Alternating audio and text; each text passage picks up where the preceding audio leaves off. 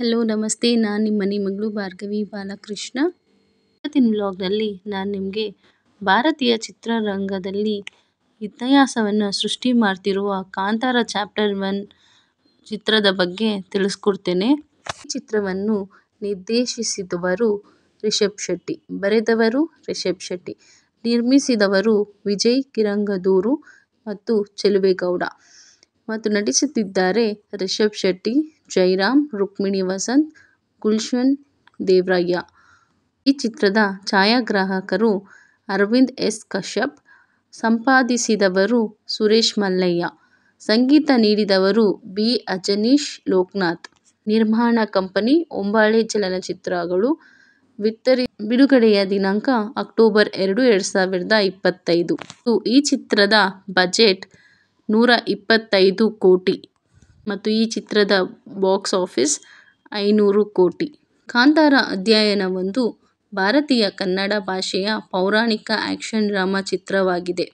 ಈ ಚಿತ್ರದ ಕಥೆಯು ಮೊದಲ ಚಿತ್ರದಲ್ಲಿ ಪರಿಚಯಿಸಲಾದ ಪೌರಾಣಿಕ ಸಂಪ್ರದಾಯ ಮತ್ತು ಪೂರ್ವಜರ ಸಂಘರ್ಷದ ಮೂಲವನ್ನು ಆಳವಾಗಿ ಪರಿಶೀಲಿಸಿದೆ. ಅಂಗಾರ ರಾಜವಂಶದ ಆಳ್ವಿಕೆಯಲ್ಲಿ ಕಥೆ ಪ್ರಾರಂಭವಾಗುತ್ತದೆ. ದುರಾಸೆಯಿಂದ ಪೇರಿಸಲ್ಪಟ್ಟ ಬಂಗಾಲದ ಹುಚ್ಚು ರಾಜ ಒಬ್ಬ ಮೀನುಗಾರನನ್ನು ಗಲ್ಲಿಗೇರಿಸಲು ಆದೇಶಿಸುತ್ತಾನೆ. ಆದರೆ ಮೌಲ್ಯವಾದ ಮಸಾಲೆಯ ಚೀಲ ಸಿಗುತ್ತದೆ.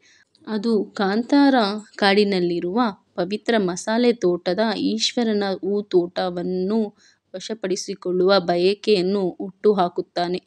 ಅದನ್ನು ಕಾಡಿಗೆ ಪ್ರವೇಶಿಸಿದಾಗ ರಾಕ್ಷಸ ದೈವಗಳಾದ ಪಾಂಚಾಲಿ ಮತ್ತು ಗುಳಿಗ ದಂತರೂಪಗಳಲ್ಲಿ ಪ್ರಕಟಗೊಂಡು ಅವನನ್ನು ತಕ್ಷಣವೇ ಕೊಲ್ಲುತ್ತಾನೆ. ತಂದೆಯ ಮರಣದಿಂದ ಆಘಾತಕ್ಕೊಳಗಾದ ಅವನ ಚಿಕ್ಕ ಮಗ ವಿಜಯೇಂದ್ರ ಹೊಸ ರಾಜನಾಗುತ್ತಾನೆ ಮತ್ತು ಯಾರೂ ಕಾಂತಾರ ಕಾಡಿಗೆ ಪ್ರವೇಶಿಸಬಾರದು ಎಂದು ಆದೇಶಿಸುತ್ತಾನೆ. ವಿಜಯೇಂದ್ರನನ್ನು ನ್ಯಾಯಯುತ ಆಡಳಿತಗಾರನಾಗಿ ಚಿತ್ರಿಸಲಾಗಿದೆ ಮತ್ತು ಇಬ್ಬರು ಮಕ್ಕಳ ತಂದೆ. ಅಜಾಗರೂಕತ ಮತ್ತು ವಿನಮ್ರವಾಗಿ ಬೆಳೆಯುವ ಗುಣಶೇಖರ ಮತ್ತು ಕಂಕಾವತಿ ಇವರ ಮಕ್ಕಳಾಗಿರುತ್ತಾರೆ. ಕಾಂತಾರ ಹಳ್ಳಿಯೊಳಗೆ ಒಂದು ಪವಿತ್ರ ಬಾವಿಯು ರಹಸ್ಯವನ್ನು ಹೊಂದಿರುತ್ತದೆ. ಆ ದೈವಿಕ ಇಚ್ಛೆಯಿಂದ ಜನಿಸಿರುವ ಒಬ್ಬ ಚಿಕ್ಕ ಹುಡುಗ ಬಾವಿಯೊಳಗೆ ಕಂಡುಬರುತ್ತಾನೆ ಮತ್ತು ಬುಡ ಕುಟುಂಬ ಮಹಿಳೆಯೊಬ್ಬಳು, ಅವಳ ಹೆಸರು ಭ್ರಮೆ, ಆತನನ್ನು ಬೆಳೆಸುತ್ತಾರೆ.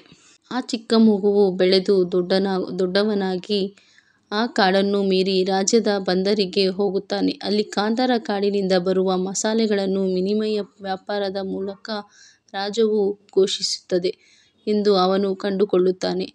ತನ್ನ ಜನರನ್ನು ಆರ್ಥಿಕವಾಗಿ ಸಬಲೀಕರಣಗೊಳಿಸಬೇಕೆಂದು ತನ್ನ ತಾಯಿಗೆ ಹೇಳುತ್ತಾನೆ.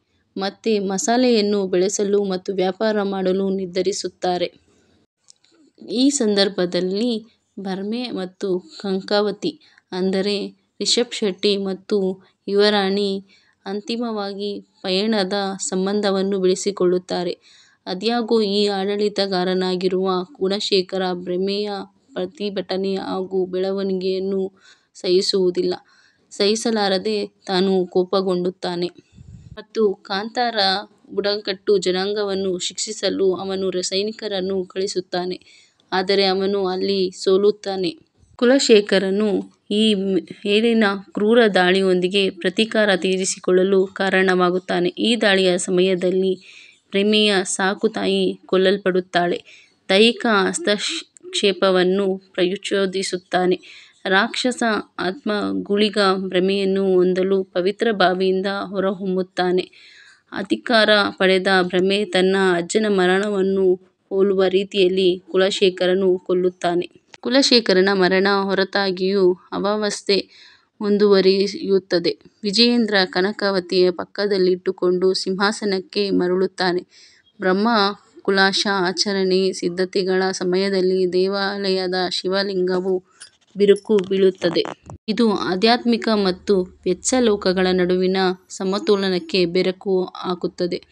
ಕಂಕಾವತಿ ಭ್ರಮೆ ಮತ್ತು ಬುಡಕಟ್ಟು ನಾಯಕನನ್ನು ಸಾಮರಸ್ಯವನ್ನು ಪುನಃಸ್ಥಾಪಿಸಲು ತನ್ನ ಪವಿತ್ರ ದೇವತೆಗಳನ್ನು ರಾಜ ದೇವಾಲಯಕ್ಕೆ ಸ್ಥಳಾಂತರಿಸಲು ಕೇಳುತ್ತಾಳೆ.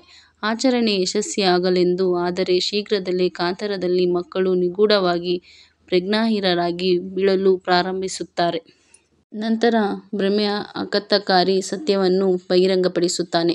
ಅವನ ಪ್ರೇಯಸಿ ಮತ್ತು ರಾಜಳ ಮಗಳು ಕಂಕಾವತಿ ನಿಜವಾದ ಖಳನಾಯಕಿ. ಅವಳು ಬಾಲ್ಯದಲ್ಲಿ ಪ್ರತಿಸ್ಪರ್ಧಿ ಕುಲವಾದ ಕಡಪರಿಂದ ಪುನರುಜ್ಜೀವನ ಪಡೆದಳು ಮತ್ತು ಕಾಡಿನ ಅಧಿಕೃತ ದೆವ್ವಗಳನ್ನು ಬಲೆಗೆ ಬೀಳಿಸಲು ಮತ್ತು ಡಾರ್ಕ್ ಮ್ಯಾಜಿಕ್ ಆಚರಣೆಗಳ ಮೂಲಕ ತನ್ನ ಶಕ್ತಿಯನ್ನು ಬಳಸಿಕೊಳ್ಳಲು ತನ್ನ ತಂದೆಯೊಂದಿಗೆ ಸಂಚು ರೂಪಿಸಿದಳು.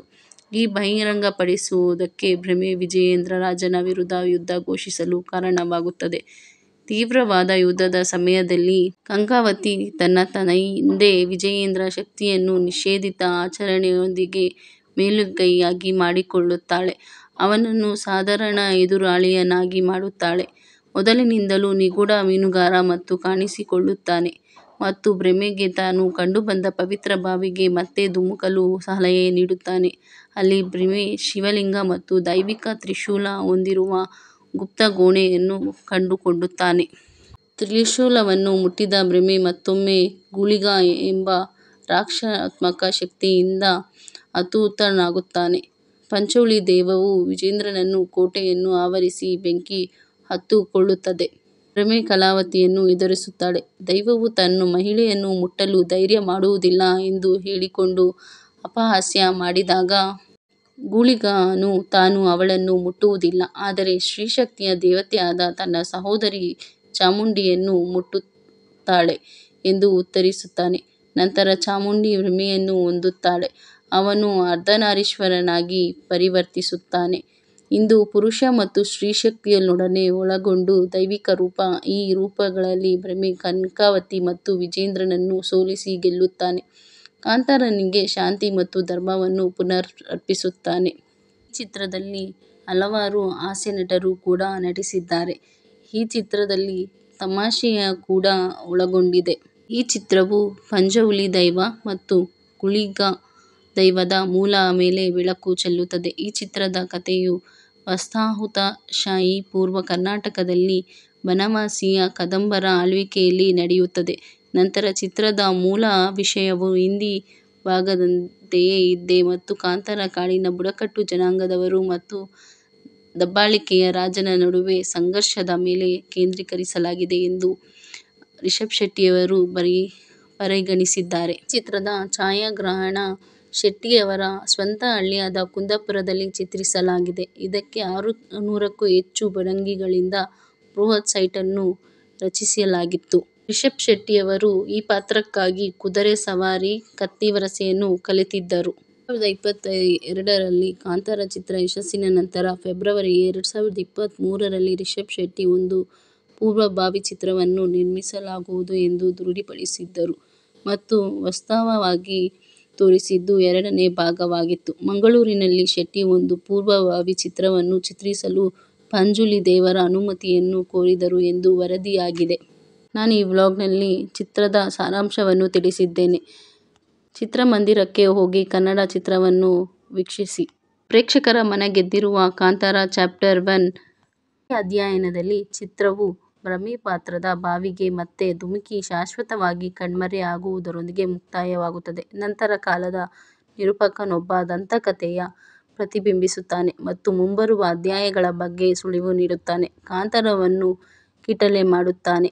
ಅಧ್ಯಾಯ 2 ನಿರೀಕ್ಷಿಸಲು ನಾವು ರಿಷಬ್ ಶೆಟ್ಟಿಯವರ ಮುಂದಿನ ನಿರ್ದೇಶನಕ್ಕಾಗಿ ಕಾಯಬೇಕಾಗಿದೆ.